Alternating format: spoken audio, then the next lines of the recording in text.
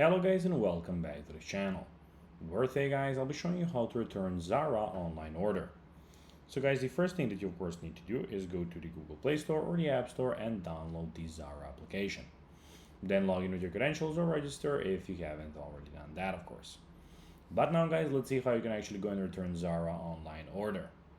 So basically, to do so, you need to go to the bottom right corner and click on your account.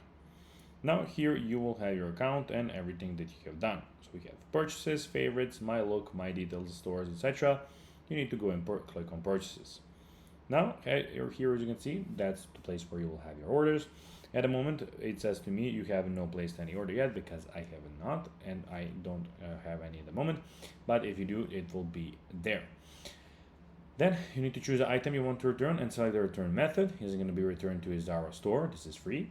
Home collection available for free or about 3.5 euros.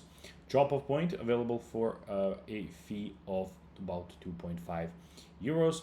Then follow the on-screen instructions or to complete your return request. Pack the items securely with all original tags attached and send or hand them over using your chosen return method. Some important things: you have 30 days from the shipping date to return online purchases. Items must be unworn in their original condition and have all tags attached. So guys, that will be everything for this video. I hope that you found this video informative and entertaining guys. If you did, don't forget to like this video, share it, subscribe to the channel and put the notifications on, as guys this really helps us grow our channel. That will be everything and I'll be seeing you in the next video. Until then, as always, until next time, bye guys.